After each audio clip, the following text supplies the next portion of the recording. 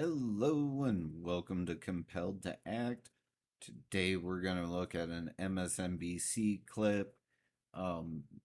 Former Trump National Security Advisor questions Putin's hold on ex-president. I saw that title and I said to myself, oh, this ought to be fun. So let's jump right on in. It is looking more and more like a classic case of a person assembling all the right evidence, but coming to the wrong conclusion. You remember General H.R. McMaster, the Trump National Security Advisor, whose tenure lasted a little more than a year. Now, all this time later, in the course of promoting his new book, McMaster has pulled back the curtain on what his old boss was really like in the course of his national security responsibilities. First, McMaster described the ex-president's impressionable nature, something he expanded upon this morning. The story in the book is in large measure about how our team worked together to help him make the best decisions. And what he would do is evolve his understanding over time and at times make really tough decisions. But also the story in the book is how difficult it was for him at times to keep that decision, in part because people know how to kind of push his buttons. You know, this will make you look weak to your political base. This will, so I think that in writing the story, I'm hoping to, if he's reelected, to inoculate him a little bit, so that he's not that easy to manipulate, and to appeal to, maybe some of his insecurities and some of his predilections. For somebody really raking Trump over the coals, that felt pretty friendly and nice. And I actually believe that McMaster has some hopes that Trump might learn a little bit more resolve when listening to multiple opinions. I mean, I am doubtful of anybody in our government making military decisions actually making the correct ones, but I don't dislike that McMaster at all. He actually, much respect for the way he was complaining. Totally reasonable, and he didn't seem like he was mad or upset. He just said, hey, it's a tendency the guy has that I'm hoping I could help steer him away from. Not bad at all. Not bad at all. And did anybody else notice the little, these are not the drones you're looking for hand wave at the beginning of the clip? That kind of made me laugh. What about you? Let me underline, bold something there. Easy to manipulate. Now, combine that observation with another. In 2018, shortly after Russian agents poisoned a former Russian military intelligence officer in England, McMaster walked into the Oval Office to discover Trump writing a flattering note to Vladimir Putin on the page of a newspaper detailing Putin's praise of Trump. Trump asked McMaster to deliver the note. When he got home that night, he confided in his wife, quote, after over a year in this job, I cannot understand Putin's hold on Trump. So put those two observations together. A Russian dictator with a hold on Donald Trump, a man entirely impressionable and prone to flattery. But instead of concluding that Trump is thus disqualified from being commander-in-chief, McMaster suggests Trump just needs competent voices around him. Yeah. And always be wary. You notice how they tell you, like, how they kind of want you to frame what they're going to show you before they show you it. Just always, be leery of that. Anytime somebody tries to plant a seed in your head before giving you the information, they're trying to steer a certain opinion or belief.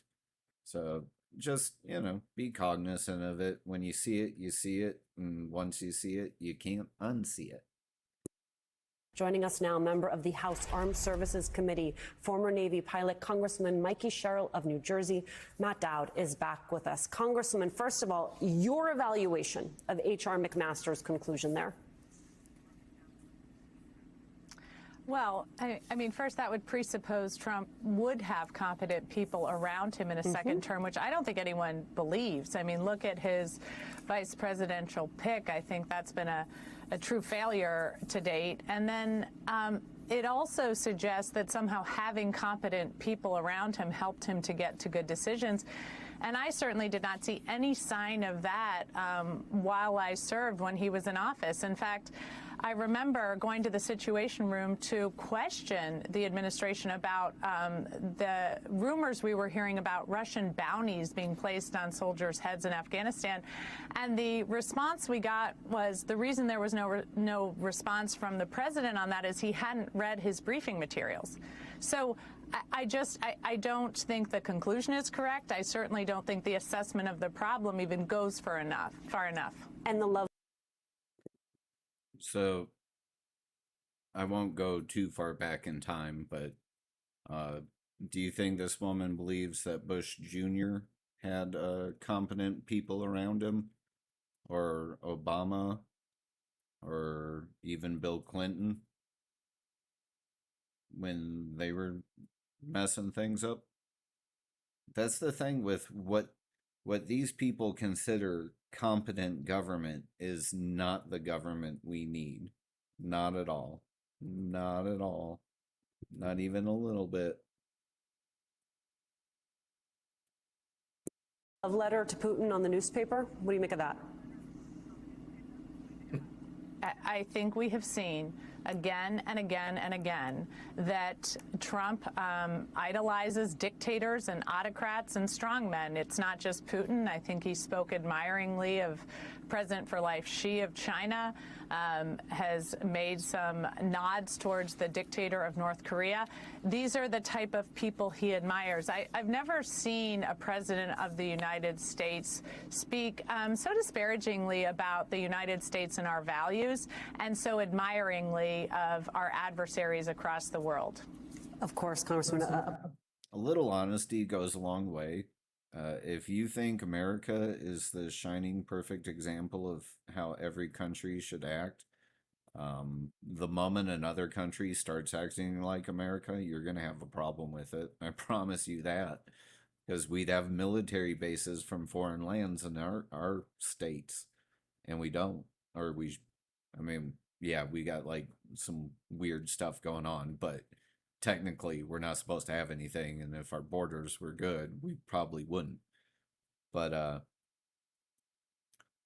Trump's got to be honest about our country. It's you think everyone around this globe is drinking the same Kool-Aid that our politicians are? Nah, they got different opinions, and you have to kind of like be aware of those and acknowledge them. And I think Trump did a really good job at diplomacy with a lot of people that no one else would have tried to. And I think it was good for the peace of the world. Primary takeaway of this convention was the way that Democrats appeared to have wrestled the party of national security mantle away from Republicans. Take a listen to Leon Panetta, and we'll talk about it on the other side. Kamala Harris understands this moment. It is a moment of danger and a moment of opportunity. She'll keep America's military the strongest in the world, the strongest ever known. And she understands what our military is for. The role of our military is to defend us from foreign enemies. It is not to threaten Americans, and it sure as hell isn't to put immigrants in camps. Congresswoman, I want you to do the side-by-side for me as you see it, which is if you take H.R. McMaster at his word, you have a former president who was impressionable, prone to flattery, under the grip of a Russian dictator, and you have Kamala Harris who wants to restore the global order. How do you make that argument to voters? Oh, the couching of that, the framing. You have this man who's under the grip of a dictator, or this woman that just wants to save the world. That's so hilarious. That's so hilarious. I wouldn't even write that because I'd think it was so ridiculous, but I'm pretty sure I could see that kind of ridiculousness every day on the MSNBC. And then that guy's speech at the beginning, am I the only one that when he said moment like 3 times within a very short amount of time, I thought he was going to go off on like a Kamala rant where he was going to be like, this is a moment of many moments filled with moments where they have momentum towards other moments, which are monumental in their momentum as they accumulate more moments. That's where my brain started going. Voters in this final stretch before the election. So I think what we saw at the convention was a really strong advocacy for the U.S. and our power abroad, meaning more ability to take care of people here at home. The better ability to fight for our economy globally will result in better jobs and affordability here at home. And it's interesting because somebody said to me at the convention, you know, it's interesting, she's really pushing back against the politics of old. And I said back to this person, it doesn't feel that way to me. She is talking about the politics I grew up with. She is talking about this strong defense of the Constitution, this belief that our nation is better because we are a diverse nation, an innovative nation, that we have the ability to create freedom and opportunity for so many various and different people, an experiment really that hasn't been successful around the world in the way it has been successful here at home. And we are going to continue as Democrats to fight for those beliefs and values. Do you hear what she was saying about the military? That sending our military abroad is what helps our people. And she mentioned prices and stuff. So the only way that really happens is if we take stuff. So what is she proposing there? What's her expectation of what we're doing with our military? You know, I'd be absolutely fine with our military going to other countries and helping them build the infrastructure and stuff, acting more like a Peace Corps than an invasion. I'd be happy with that. I think that would be a great way America could garner some favor around this planet. Do some good if you're really interested in helping the truly impoverished. I think that would be amazing. But I don't think that's what she meant. Take Matt Dowd, Congresswoman Charles' point, which is perhaps it is not that Democrats have changed their messaging or they're leaning into anything. Perhaps the contrast is really about the extent to which Republicans have absolutely conceded this terrain. Well, Donald Trump has no interest in being any kind of strong person on the international scheme and on the international platform and building any kind of coalition.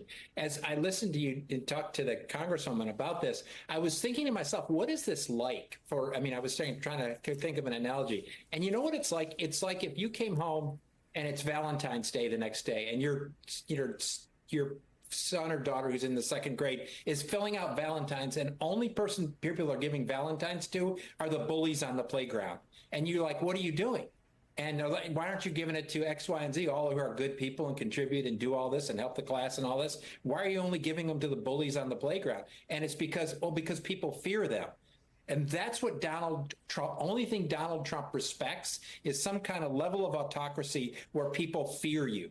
We're not because you love the Constitution or not because you love democracy or not because you love being part of a coalition that lifts everyone up. It's he, no matter what the person is, whether it's North Korea, Hungary, or Russia or China, he loves or he is entranced by people that instill fear in others. And that's what he attracts to himself.